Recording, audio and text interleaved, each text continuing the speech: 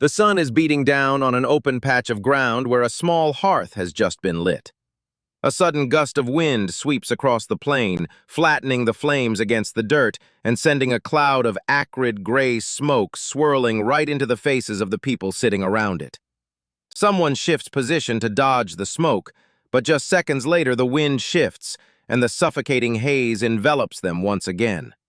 Red-hot sparks fly wildly through the air, threatening to ignite the dry grass beneath their seating mats.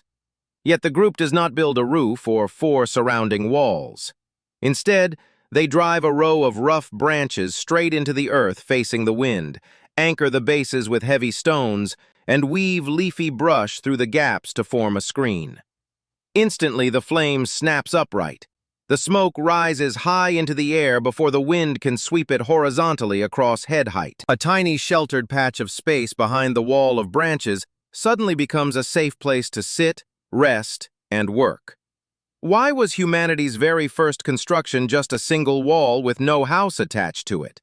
When facing the harshness of the environment, we often wonder why prehistoric humans didn't simply build a proper enclosed house with 4 solid walls, a complete roof, and a fixed entryway. But the real question is far deeper. Why was the first rational artificial structure simply a surface blocking a dangerous direction, rather than an enclosed space wrapping entirely around the human body? In the history of architecture, erecting a windbreak was never an incomplete or unfinished home. It was a complete solution to a remarkably urgent survival problem. An enclosed house is not always the best answer to every situation. When people had to move constantly, building rigid walls required massive amounts of raw materials, consumed grueling physical labor, blocked the field of vision needed to watch for predators, cut off escape routes, and trapped cooking smoke indoors with nowhere to go. Before looking for answers, we must dismantle common misconceptions about primitive architecture. Architecture does not necessarily begin with a roofed house. It begins the exact moment humans intentionally intervene to alter the flow of wind, the path of sunlight, the placement of a cooking hearth, or the boundary between clean and dirty zones. A simple line of branches or a neatly arranged strip of stones can organize living space completely without enclosing it.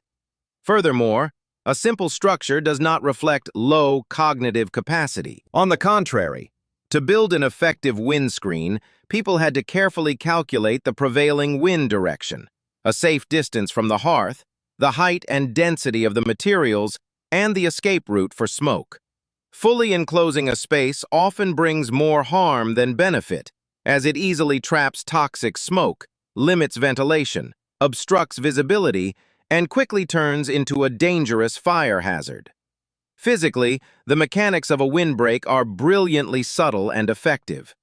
When air colder than body temperature blows past, it constantly robs the human body of warmth through convective heat loss. A windscreen reduces the speed of airflow in the small zone sheltered behind it, thereby slowing down the body's rate of heat loss, easing the chilling sensation, and helping people conserve energy without constantly having to generate internal metabolic heat. A hearth provides warmth primarily through radiation at close range, but wind directly impacts flame shape, fuel consumption rates, and smoke dispersion. A screen placed in the correct direction completely stabilizes the area around the hearth.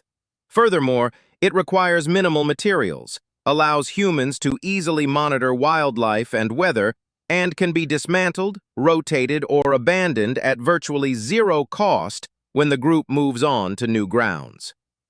Archaeology presents us with a challenging yet deeply realistic picture through sites across the globe. At the Olduvai Gorge site in Tanzania, dating back roughly 1.88 million years, researchers once discovered a circle of stones that was hypothesized to be the foundation of an ancient shelter or windbreak. However, subsequent geological studies indicated that this ring shape was very likely shaped by the decay of ancient tree root systems combined with natural geological processes, making it a heavily debated candidate rather than a confirmed structure. Meanwhile, at the famous Terra Amata site in France, Researchers once reconstructed large huts based on post hole traces and stone alignments. Nevertheless, modern analyses of artifact displacement show that reconstructing the exact shape of roofs or walls still requires a high degree of caution. At sites with exceptional preservation conditions, such as Ohalo II in Israel, dating to around 23,000 years ago, archaeologists uncovered clear traces of 6 oval-shaped brush huts, complete with preserved plant bedding layers left inside. This proves that lightweight organic shelters were fully capable of creating organized interior spaces when preservation conditions allowed. In the Middle Nile Valley, the Ahfad 23 site, dating back roughly 16,000 years, also recorded traces of lightweight tent structures alongside specialized activity zones. These pieces of evidence show that lightweight architecture always went hand in hand with increasingly sophisticated forms of campsite organization across time. However, adding surrounding walls is not always a flawless step forward, as it comes with significant trade-offs. A fully enclosed hut may retain heat better in freezing weather and offer better shelter from driving rain, but it simultaneously traps toxic smoke inside, demands vast quantities of materials to build, and cramps living spaces, making movement difficult. Moreover, when people began constructing more permanent houses, prolonged residency at a single site led to trash accumulation, attracted predatory wildlife, and intensified social bonds in entirely new ways. Even so, the windbreak never completely vanished, even after humans mastered house building. In community life, portable windscreens, awnings, or brush fences around open-air hearths continued to serve as specialized tools to control microclimates without sealing off the entire living space. Looking back at this entire historical trajectory, we realize that prehistoric humans were neither crude nor unsophisticated when they chose to erect a simple wall instead of a complete house. They chose that solution because survival in a harsh natural environment does not require owning an all-encompassing interior space, but rather exercising precise control over a single dangerous vector directly threatening their lives. Humans may have built windbreaks before houses, because initial survival only demanded effective control against a harmful wind direction or a flickering flame, long before it required owning an entire enclosed interior space.